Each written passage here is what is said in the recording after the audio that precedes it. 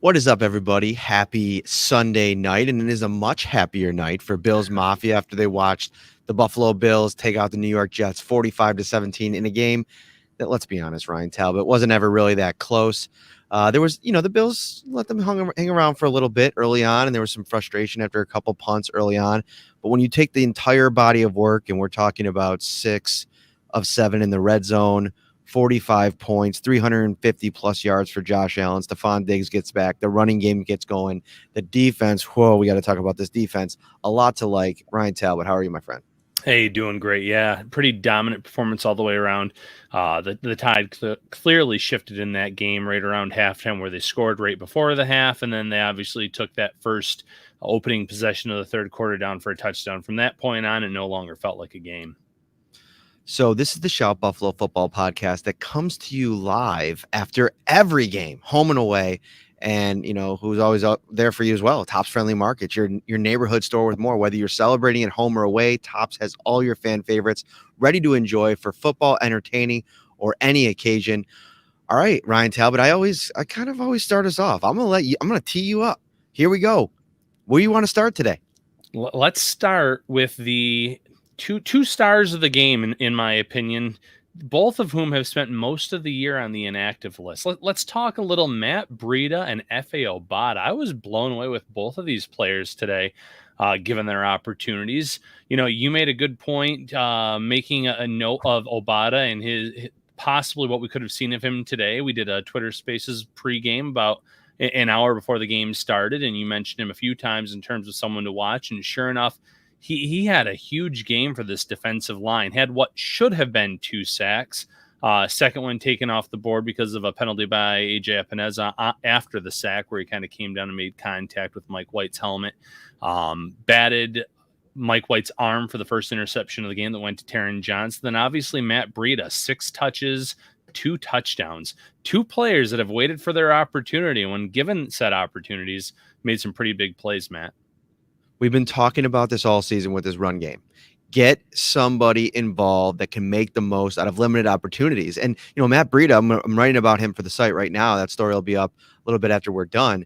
This is a guy that's made a career on this kind of lifestyle in the NFL. You go into every game, even when you get a jersey, knowing that you're going to have to make the most of a handful of touches. He did that in a big way today in the pass game and the run game. But let's start with Efe Obada, because that was something that I think threw everything for, through Sean McDermott, the Bills, for a loop this morning. Star Lotulelei, it was reported that he had been placed on the reserve COVID list. He was going to miss this game, so the Bills had to kind of move some pieces around. They elevated Brandon Bryant off of the practice squad. Eventually didn't activate him. I think that was probably a move just in case, depending on how things looked when they were working out everybody before the game. It ended up being Efe Obada. Boogie Basham got some snaps as well today, but it was really Efe Obada who I think shined, and also to a more important extent, I think, because having that kind of production from Obada is huge. I mean, he was more so than the 2 sacks, and I'm pretty sure if Ed Oliver is looking over at Efe Obada in the post-game press or post-game locker room, he's probably like, man, come in here one game, you got 2 sacks. I've been this close like 10 or 15 times in the last couple games. We're going to get to him in a minute. But Obada, set the tone a little bit. When he got in early on in the game, he got after the quarterback. He was applying some pressure. And one of his big plays early on was getting in Mike White's face, hitting his arm. The ball went flying up in the air. Taron Johnson intercepts it, and the turnover party begins. That's another thing I said. If you're not following me on Twitter, get there right now. Hit that follow button. Hit that like and subscribe button on the Shout Buffalo Football Podcast. We said last week or earlier this week, Mike White, go back and watch him. He puts the ball in dangerous spots, especially if you're able to get after him. And today the Bills did that. He put the ball in dangerous spots, and the Bills made him pay. 5 turnovers, 4 interceptions, 1 forced fumble and fumble recovered by Micah Hyde. Every defensive back had a turnover today, Ryan. Yeah, the carriage turned back into a pumpkin in terms of Mike White. Hyped himself up during the week, saying he thought he should have been the first overall pick. And I'm sure a little of that was tongue in cheek. But everything about Mike White was, there's a quarterback controversy brewing. He was great against the Bengals. He had one series against the Colts where he marched down, scored a touchdown before he Didn't that injured his have hand. didn't that have a little bit of Tua Tagovailoa, the game is just too easy right now, No, energy to yeah, it? and they came back and bit him a little bit. Yeah, I agree with that completely. And Mike White, you saw in those first few drives, if the Jets had a penalty, if they had anything go wrong, they weren't going to get past they weren't going to be able to move the chains because he kind of dinked and dunked it and found themselves in third and long situations multiple times. The Bills were not scared by Mike White at all. And then when they did get him to stretch the field, he had one or two nice throws mixed in there, but for the most part, they were waiting. They were picking him off. Everyone has a turnover in the starting secondary when all is said and done. So, like you said, that turnover party comes, and I guess if anything, the Jets can send a thank you to the Bills because now they know there is no quarterback controversy. They can let Zach Wilson develop when they feel he's ready to get back out there as soon as next week and give him all the opportunities the rest of the season because Mike White, listen, he might end up being a decent backup in this league, someone that can make a spot start, but there are a lot of serious limitations in his game. Look at this, Elliot Love Eisler. I it. want to agree with you. Look at him. This dude, one of our top commenters, always a supporter of the podcast, comes up with a new little feature that I think we should do every day. Who was tops today in the game? And I think it should go to Matt Breida. And listen, with Breida, I've always tried to kind of, be realistic with what the expectation should be with him. And, he does add a speed element, but I think it's also important to remember, and I don't want to downplay his game today because 6 touches, 2 touchdowns, the plays that he made. I mean, I think they both went for 15 yards, the touchdowns. The one that was the reception from Allen, the other one was the run. And we'll get into Spencer Brown in a little bit, who opened up the pretty big hole for him with that pancake block. It's pretty special. Which I'm quoting Mitch Morse there. He thinks he's going to be a very special player in this league, Spencer Brown. The Jets aren't that good, Ryan. Like, that's the bottom line of this. They're giving up 408 yards a game coming into this week.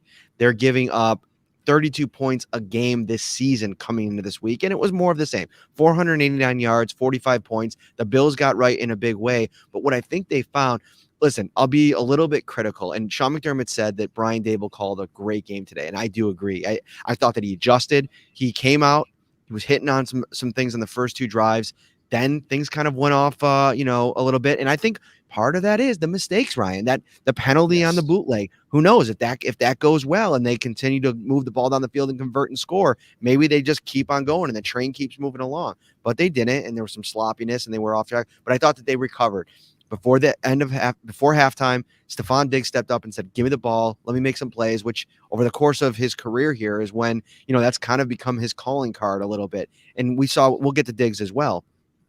But, you look at the way that they use this group. My one kind of, suggestion would be to, when you find a combination that's working, like it was early on in this game with Breida and Singletary, ride that hot hand. They came in and they brought in Zach Moss, and I thought, listen, nothing against Zach Moss. I think that he had a couple good runs today, and I think that he's had a couple good games this year.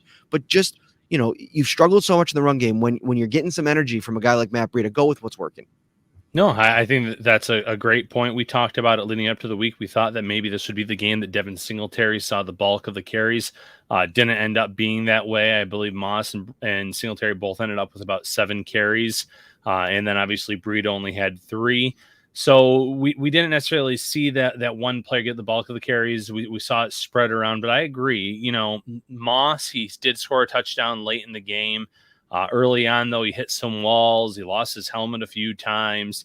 It just wasn't there for him. So, yeah, give Breida more opportunities. It allowed you to kind of stretch the defense out a little bit, too. They kind of respected him being able to turn on the jets and run to the outside a little bit. They respected the speed after seeing him get that passing reception touchdown. So he adds a different element. So I do agree. You had Moss coming off of the concussion. Yes, he was cleared. But you had every reason to kind of limit his play this week and let those guys be the hot hands, so to speak. Brian Daboll, I thought, was outstanding. You already mentioned it. Deion Dawkins gets called for the holding penalty on the drive where the Bills were moving the ball. They're up 10-0. It was their 3rd drive. And, if we don't just want to put all the blame on Dawkins, you could also put a little bit of the blame on Singletary. He caught a ball on second down that he kind of danced around with instead of just going forward. If he had just run forward with the ball, they move the chains. Instead, he gets 6 of the 7 yards, and then the penalty happens on the next play. So it wasn't perfect. They made some little mistakes, but Brian Dable, to his credit, outstanding game. Trayvon Diggs with another interception today. That dude is just taking over the league, 8 on the season. But I wanted to shift gears here for a minute. I will say, before we move on from the run game, we talked so much about the run game this week, almost ad nauseum. We don't have to spend too much time on it. It was fine today. It was a complementary piece to the passing game. Devin Singletary, Matt Breida, and they know it. Sean McDermott mentioned it. They got to hang on to the football. I mean, 2 fumbles in this game, and I think you could track back Devin Singletary's drop off in carry load. After the first 4 games, he had 4 fumbles in the first 4 games. And when you're putting the ball on the ground like that, you're talking about a trust factor with this coaching staff where they lose it, they lose it quickly. And Matt Breida, like you mentioned, didn't carry it much today. I only had a handful of carries, 2 or 3. One of them was a fumble. You can't do that. But let's shift gears to the defensive side of the ball, because we were talking about what they were able to do in frustrating Mike White. You're putting up a story on Jordan Poyer here shortly after we're done. He had a funny little quote today in the post-game press conference, but he's now at 4 interceptions on the season, which brings him into a tie for 3rd in the NFL behind Trayvon Diggs, who's now with 8 and who's probably going to win Defensive Player of the Year at this point. J.C. Jackson's got 5. Kevin Baird from Tennessee's got 5. And then Logan Wilson, Xavier McKinney, and now Jordan Poyer with 4. Jordan Poyer, I mean, we're sitting here right now, and if this guy doesn't get all pro consideration, I don't know what this league's doing, because he's all over the field. He is making big time plays in the, and one of the things I think that they did today was like, okay, you want to dink and dunk Mike White. First of all, we're going to think you're going to make mistakes. But second of all, when you do get the ball out quickly and you do get the ball in playmakers' hands, we're going to fly to the ball. And I believe, let me check out the stats here. I just had Buffalo up here. Defense, Jordan Poyer, 10 tackles, 1 quarterback hit, interceptions, and 2 pass breakups. So we're talking about an elite MVP type performance, team MVP on this day defensively. You could have given it to a lot of people today. Yeah, you absolutely could. But Jordan Poyer, real fast. I think that a few of the years that he's been here in Buffalo, you could have at least made the case for Pro Bowl for him. He's played at a high level from year 1. Obviously, the year that Hyde and Poyer came in, Hyde was the major acquisition in terms of the salary that he was paid. One of Buffalo's first targets, but Poyer was under the radar. It was like 4 years, $13 million. But from his first start to now, he's been nothing but great for this defense and this unit. So yeah, all pro consideration, should absolutely be a lock for the Pro Bowl. Last year, he was like first in fan voting, and he still didn't end up getting in because of the votes from the league. I think he's kind of putting the league on notice with his play this year. And he was outstanding. It's like you said, though, just about everyone on this defense played a pretty great game today. You could go to the linebackers and talk AJ Klein, who I thought had an outstanding game in place of Tremaine Edmonds. Matt Milano looked more aggressive. It's been a few weeks since since we've seen that from him. I thought he's kind of had some ho-hum quiet games as of late, and then across the defensive line as well. But yeah, Jordan Poyer and that secondary were the defensive MVPs of this game. Yeah, let's get into AJ Klein a little bit while we're here. We could spend some time in the defense. I also want to get to the D line and talk a little bit about Ed Oliver, because he was really good today. Klein, I've seen some comments online, and like, I get it, man. People get really like hyped up for a game, and overreactions in game are always super common. But like, let's put to bed the let's bench Tremaine Edmonds for AJ Klein narrative. I don't want to downplay how good AJ Klein's been in spots over the last 2 years. I wrote it in my post-game story that like this superstar mode was engaged once again for AJ Klein. He looked like he was, in the mix as one of the best players in the field when he was out there. He was flying around. He made tackles. He had pass breakups. He almost had an interception. He had tackles for a loss. He was flying into the backfield. He was making a couple of those splash plays, tackle plays that you almost want to see Tremaine Edmonds make, or fans want to see him make. And I feel like over the last couple of weeks, we've seen some of those plays from Tremaine Edmonds. The thing that I think I've thought about it a little bit over the last hour, since I've been reading a lot of this. I think that Tremaine plays so smooth a style of football. It's very different than the violent, like hair on fire brand that Milano and AJ Klein play. And so when you see them do that, and you don't see Tremaine do it, and then maybe you see Tremaine give up a running back screen or something where a guy goes scooting around the edge, gets a big gainer, you overreact to that one play. I think Tremaine Edmunds has been really good this year. I think that over time they would miss him if he's not in the lineup. I don't have a problem with anybody wishing that you can get AJ Klein on the field more, because I think what we've seen in a sample size large enough now, he warrants playing time. The problem is he's just on the best defense in the NFL, and the depth chart is absolutely packed to the gills. Yeah, and they generally use just 2 linebackers on the field, and if they're both healthy, you're not going to pull Edmonds And or you're not Milano. taking off Taron Johnson, who's No, arguably the best slot corner in the league. absolutely. Agreed completely. Listen, I think sometimes fans too are more critical of Edmonds because of where he was drafted. Some of the linebackers that were in that draft class, where some of those players are, maybe, and they compare them to Edmonds, right or wrong.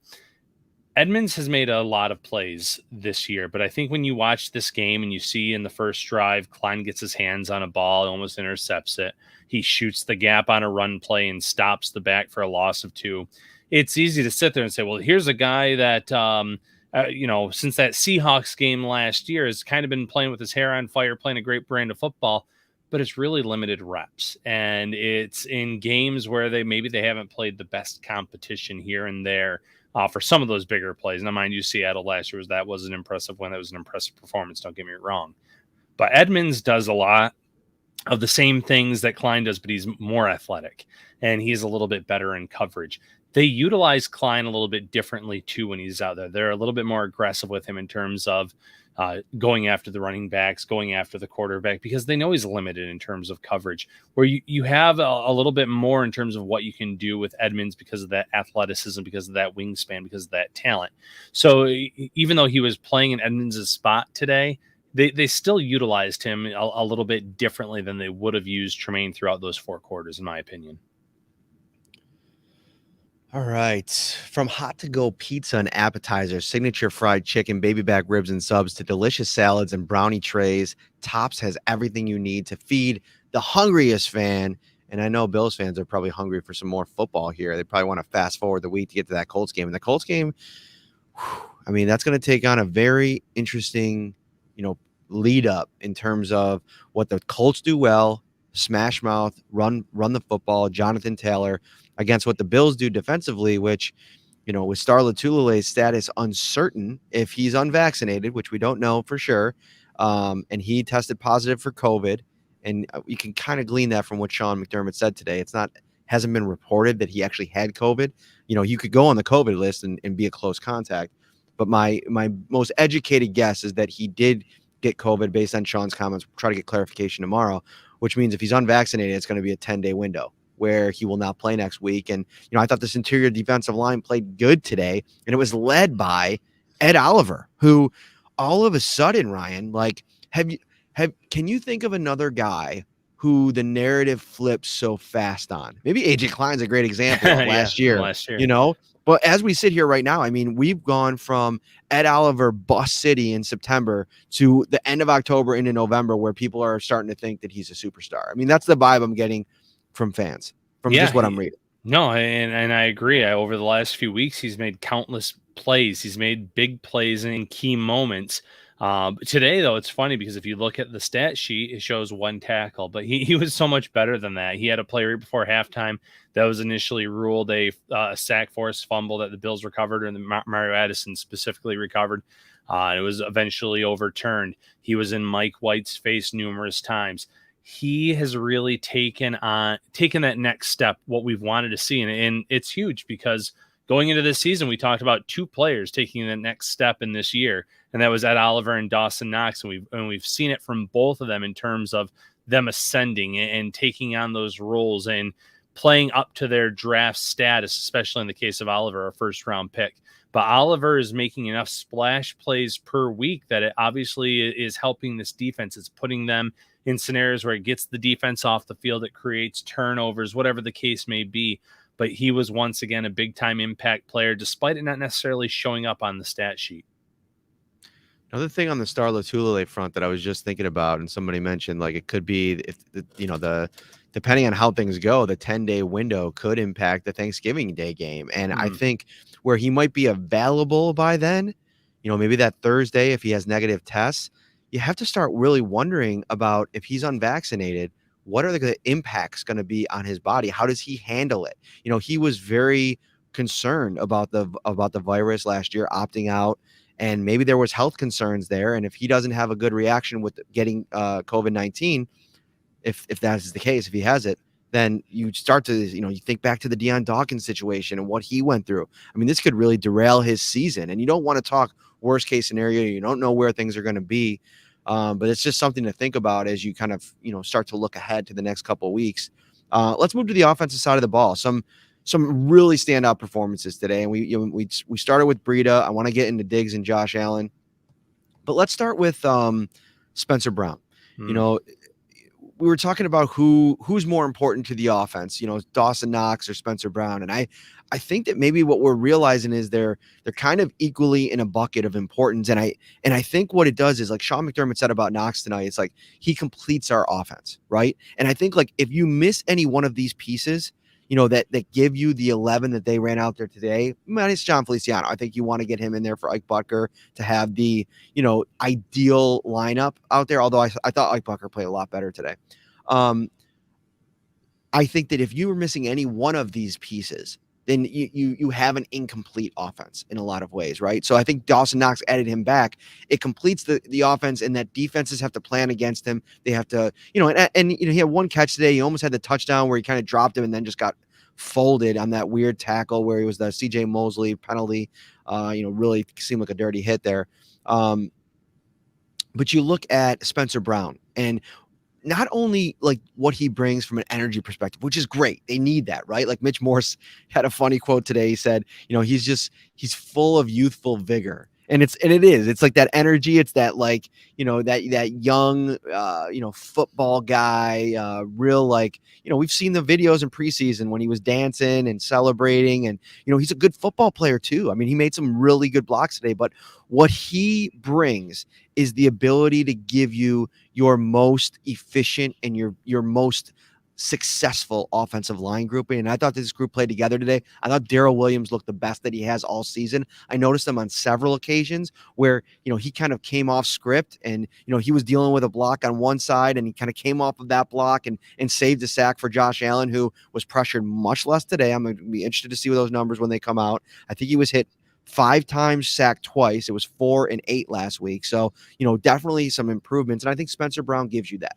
Yeah, you said it well. Listen, no Spencer Brown, no Dawson Knox. It's like missing two key ingredients in some kind of recipe. It doesn't taste the same. It doesn't come out the same. When you have both of those guys back, it's huge for this team. Spencer Brown on Matt Breida's touchdown run. I mean, that right there, you could pinpoint that play as to what Spencer Brown means to this team. He just cleared a huge path for Breida on that play where he laid out one of the Jets defenders, and he was outstanding all day. I noted it in the encouraged worried about how much better that right side of the line looked with Brown in there, and you're able to kick Darrell Williams inside. You can run a lot of those plays at the right and have confidence that he's going to pick up his assignment, and you're going to get the same out of Williams and obviously Morris at center. So it was huge for him in his play today. And it wasn't just the play, like you said, it's the youthful vigor. It's the fact that he kind of fires up that line, something that we've seen from John Feliciano time and time again. So when you don't have a Feliciano out there for the short term, it's important to have a young guy like that who brings up the energy level. You're right, though. Butker played better. Deion Dawkins, minus the one penalty, played well, and you did get to see his importance when he was out for a play and you brought in the rookie. And the Bills immediately gave up a sack on the play. So, this whole line, it's important that they're together, that they're working together, especially the two tackles at the end. And then with Knox, first drive of the game, he's wide open. He takes it for 17 yards. He did have a touchdown go right through his hands. So he didn't miss that opportunity, but he was hit after the play. It gave the Bills half the distance to the goal. And I think that was the drive that Moss scored on the next play. Regardless, he had a nice little game too. and he opened things up for the rest of this offense, like a Stephon Diggs, who just absolutely exploded today. It's interesting that you start to look around the AFC now and think about, what this all looks like.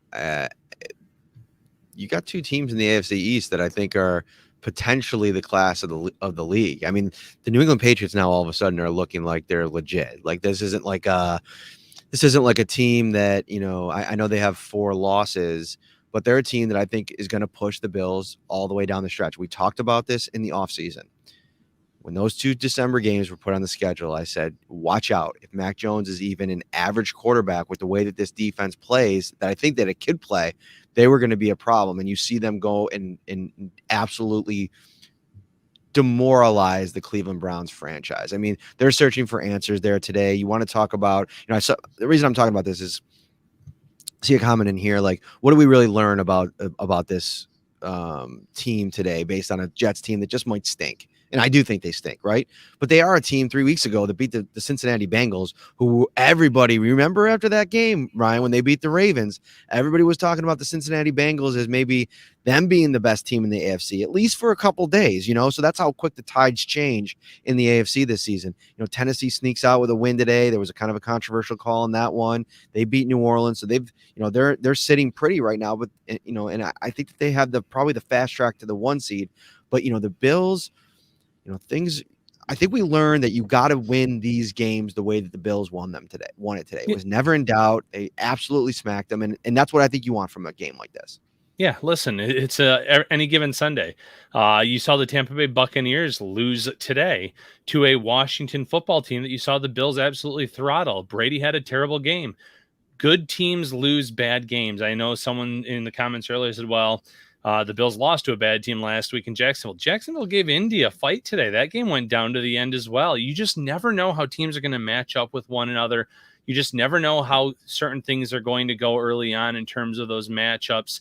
And we have an appearance. Oh, didn't show up on the camera. There's my cat's tail. Yep. He is just kind of jumping up here mid-show. It's the first appearance, I think, since last year's draft when he kind of jumped up on my lap. So nice, little chaotic here in the Talbot household tonight. But overall, any given Sunday. So a game against this, like the Jets, where you absolutely put the team away and you blow them out, there's nothing wrong with that. That's a good thing. You saw the offensive line improve. You saw the run game improve.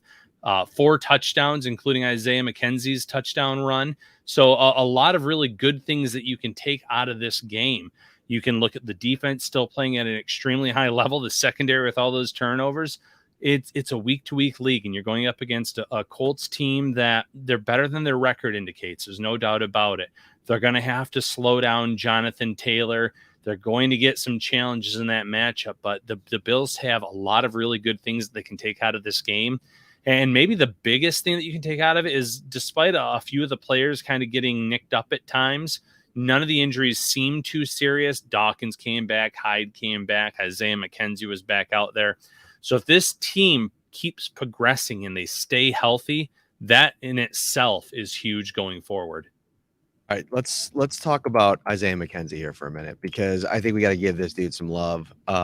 His snap count, I'll be interested to see what the final number was, but it seemed like he was out there for about on par with what he was a week ago, which was just shy of 20 snaps offensively. The Bills have been kind of trying to save him for the special team stuff, but I think what we've learned now over the course of the season is, like, he's a pretty big piece of what they do offensively. From a pre-snap perspective, when the ball's in his hands, he makes plays. You saw it today. He had 4 touches, I believe it was 3 touches, a catch and 2 rushes, and he has the touchdown. He made a couple of big plays. He had the huge punt return that set up, the Bills in great field position. And I think that was almost like the turning point for this offense, because they got great, field position, and then, they spoiled it on that play, if I'm remembering correctly.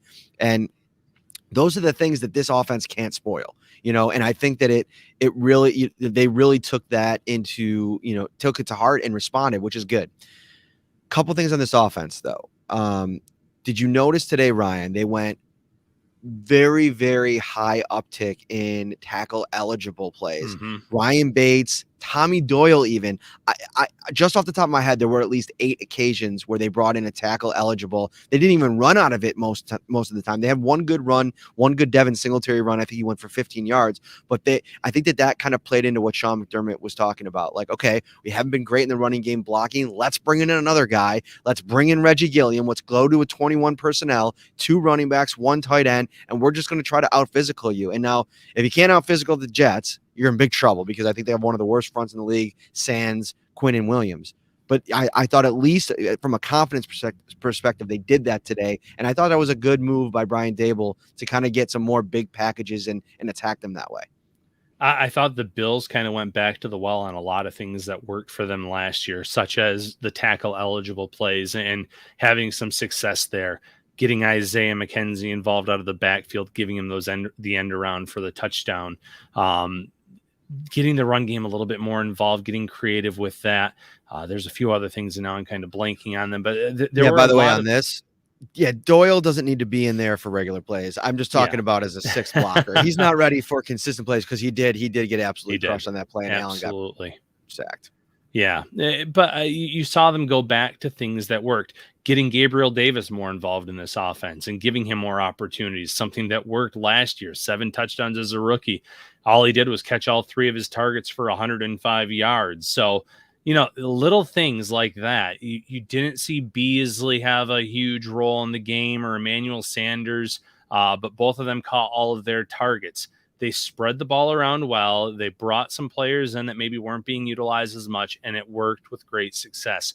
So take some positives from this game, see what you think is going to work against the Colts, what's going to work on Thanksgiving, and kind of go from there on a game-by-game basis, because the AFC is still wide open. Yes, the Titans keep finding ways to win, so maybe they will end up with that 1 seed, but the Bills are in a good spot to get that 2 seed. They do have the Patriots right on them. Patriots, like you said, dismantled the Browns today, embarrassed them, made Baker Mayfield look terrible. I know that he left at one point with an injury, but that defense is for real. Mac Jones is getting more confidence. Their young running back performed really well in the game too. So the Bills are going to have their hands full with the Patriots this year. It's not probably going to be necessarily like that second game where they absolutely embarrassed New England and ran away with it. I think they're going to be in for some dogfights. So the Bills have to keep taking care of their own business first and foremost. So we're going to close the show out with, the Josh Allen and Stephon Diggs show was back today in a big way. Allen finishes 21-28, 75% completion percentage, 366 yards, 13.1 yards per attempt. He was sacked only 2 times, 2 touchdowns, and the 1 interception, which was a bad throw. He was trying to force it into Stephon Diggs, but that's okay because I like the fact that they were forcing it to Stephon Diggs today. I almost felt like this was a week too late. I think that last week they needed to try to get Stephon Diggs involved earlier than the 4th quarter. He finishes with 13 targets, a game high.